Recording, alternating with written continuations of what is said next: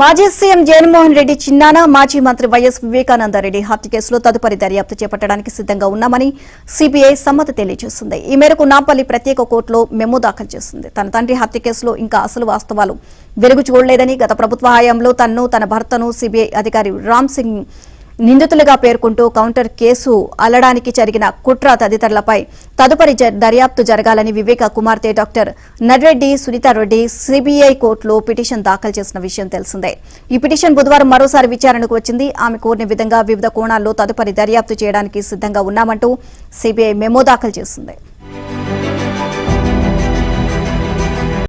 తన తండ్రి హత్య కేసులో ఇంకా అసలు వాస్తవాలు వెలుగు చూడలేదని, గత ప్రభుత్వ హయాంలో తన భర్తను సిబిఐ అధికారి రామ్ సింగ్ నిందితులుగా పేర్కొంటూ కౌంటర్ కేసు అల్లడానికి జరిగిన కుట్ర తదితరులపై తదుపరి దర్యాప్తు జరగాలని వివేక కుమార్తె డాక్టర్ నర్రెడ్డి సునీతారెడ్డి సిబిఐ కోర్టులో పిటిషన్ దాఖలు చేసిన విషయం తెలిసిందే.